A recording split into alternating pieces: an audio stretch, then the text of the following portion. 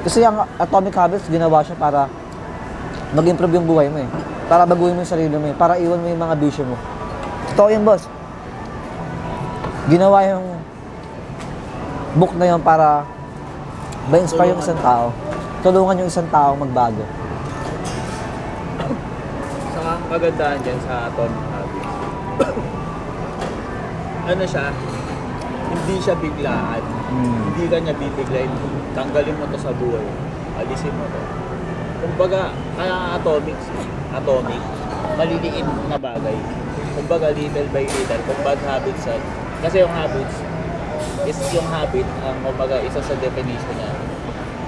Action siya na palagian mong ginagawa. Nabuo siya dahil naging routine mo siya na ginagawa. Kumbaga, sabi nga Hindi mo na siya kayang iwan. for example, sa mga junk foods, pag in 21 days, hindi ka uminom ng soft drinks, hindi ka kumain ng chichirya, junk foods, kumbaga magiging habit mo yun. Kumbaga yung nagawa mo ng consecutive 21 days, tuloy-tuloy, nag-exercise ka, makakasanayin mo yun, kumbaga magiging lifestyle mo na yun. Totoo yun. Tsaka ituturo din doon yung paano mo ituturo din sa Atomic Habits kung paano mo mahalin yung sarili mo. Kung paano mo pahalagahan yung kinabukasan mo balang araw. Totoo yun, guys. Sobrang recommended ang book na yun. Yung nabasa ko yun, napabili ako ng libro nun. Boss, na-deliver na sa bahay kanina yung The Bad Habits na notebook. Ito siya. Ito yung proof. Wait, papakita ko sa inyo. Wait. Andito yung message. Andito yung message. Na-deliver na. Tumawag sa akin kanina yung rider. Sabi ko, I am sorry, wala kasi ako sa bahay. Nandito ako sa work ngayon. May naasikaso kami. Pero ito siya. Dumating na siya kanina. Yun o. JNT delivered succeed. Kita ba? Ayun o. Pakipost na lang, guys. COD, please exact amount po to yung delivery. Pero tumawag na sa akin kanina yung rider. Sabi niya, okay na daw. Nandito sa bahay na daw yung delivery. So babasahin ko lang siya mamaya bago matulog. So yun, titignan natin. Sobrang excited na ako mabasa yung mga iba pang ano doon, article. Kasi yun napanood ko siya sa may YouTube, isa lang siya summary. Pinagsama-sama lang din yung mga ganda. Pero mas tignan pa natin, sisidin pa natin yung book. Kung ano pa yung mababasa natin doon. Sa effective na talaga siya. Meron nga doon may isang natandaan ako din na ina-apply ko sa sarili ko. Kumbaga, may mga ginagawa siya. For example, magbi-binge watching siya ng Netflix. Kumbaga, pag nasimula na manood, mag-marathon ka. Yun na lang ma-accomplish mo. Siya ang ginagawa niya nung author. Bago siya, for example, maglaro siya ng mobile games or ano, may gagawin muna siya sa sarili niya. For example, bago ako manood niyan, tatapusin ko muna yung mga task ko. Ugasan ko muna yung plato, ayusin ko yung liga ko. Kumbaga ganun, parang may condition siya sa sarili niya. Bago niya magawa yun, kumbaga yung mga pleasure, mga ginagawa niya nakakaalo sa kanya, maglalaro or ano. May ginagawa muna siyang something. Kumbaga, yung, for example, yung paglalaro, bago ako mag-ML, mag-workout ko na, magbubuhat ako ng lumber or ano, mag-treadmill ako. Kumbaga, pagkatapos ko nito, saka ako maglalaro. Nagiging reward siya sa sarili mo. Kumbaga yung bago mo gawin yun, gaganaan ka munang gumawa. Ay, may reward ako after nito. Mag-ice cream or kung mga gusto mo. So bago mo nakuha yung reward na yun, may nagawa ka, na-accomplish ka na sa araw na yun. May nabasa pa ako noon one time. May napanood ako doon sa Atomic Habits na yung ano, kayo na yung bahala mag-cut. Sa editor nito, kayo na yung bahala mag-cut kung saan yung mga magagandang mga sinabi namin. Huwag nyo lang isama sa video yung mga sinabi namin na hindi dapat pwedeng makita ng ibang tao. We are people pa rin. Kaya kamali pa rin tayo. May faults pa rin na nangyayari sa buhay. Sa mga usapan, may mga faults. Sa mga sa editor na to, ikaw na yung bahala. So ganito. Full video pala to. Paano kung live to, no?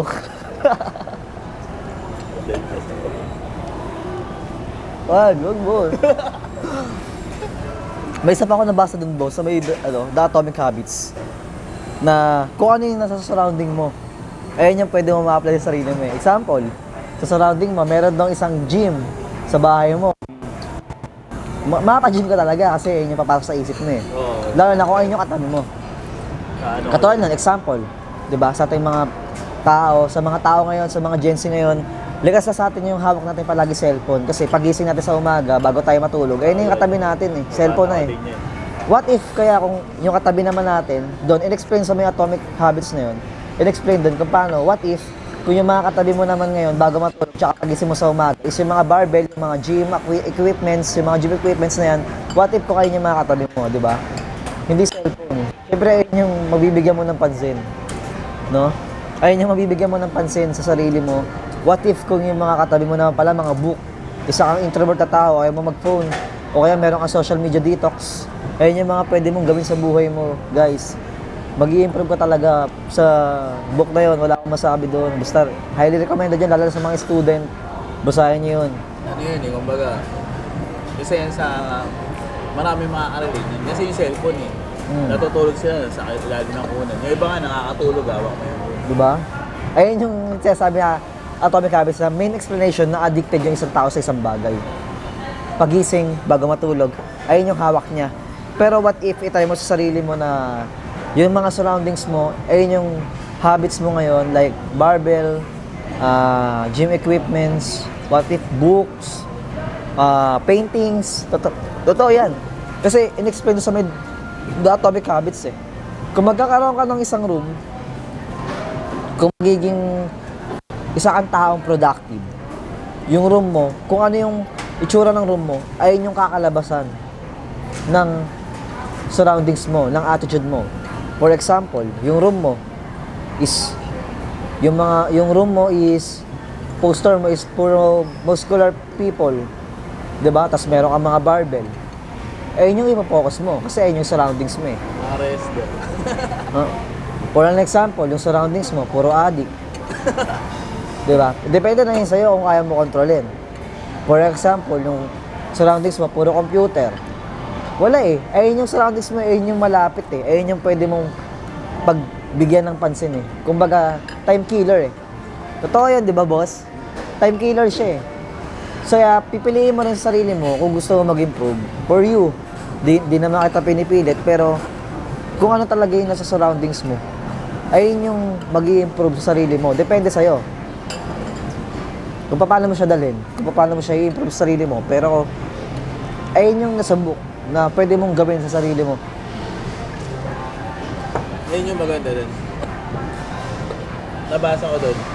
For example, yung mga taong nag-work from home, diba nag-pandemic, paano daw sila magiging productive? Nandun yung laptop nila, tapos nandun yung camera nila. Kumbaga, nandun yung camera nila, lagi nila naisip matulog. Kumbaga, uso yun sa mga work from home, mga call center agent, mga BPO. Kumbaga, ihiwalay mo din yung workplace mo dun sa tinutulugan mo. Tsaka meron din ako nabasa dun boss sa The Bad Habits. Ang mga pinaka top priorities mo talaga, if gusto mo magkaroon ng value yung time mo, 3 type priorities: good health, bigyan mo ng halaga yung sarili mo, bigyan mo ng time yung family mo, bigyan mo rin ng oras yung dream mo. Kung paano mo kukunin yung dream mo, magbigay ka ng task every day sa sarili mo kung paano mo makukuha yung dream na yun, kasi every 1% every day, ayun yung mag-i-improve sa sarili mo. Totoo yun.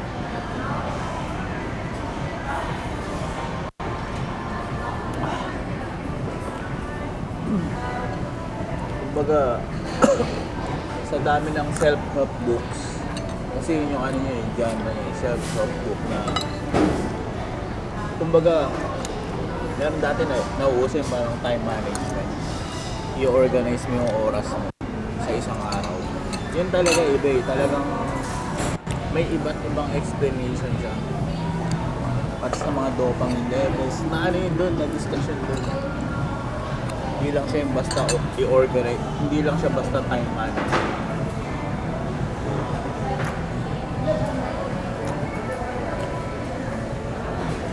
Boss, bigay ka pa ng topic.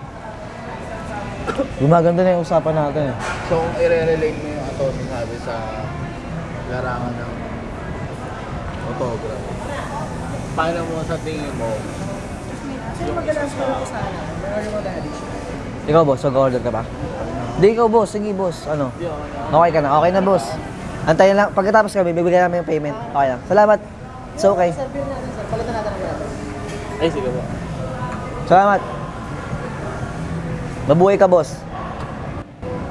So, paano mo, halimbawa, kasi ano yung mga pwede mong gawin na 1% para mag-improve yung skills mo sa photography?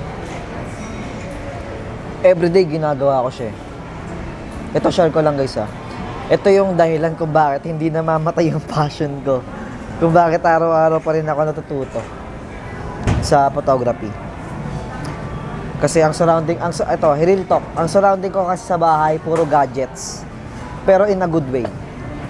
Kapag wala akong shoot, kapag wala akong events, wala akong ginagawa sa bahay, time killer ko kasi talaga ang panonood ng improvements kung paano mag-photo.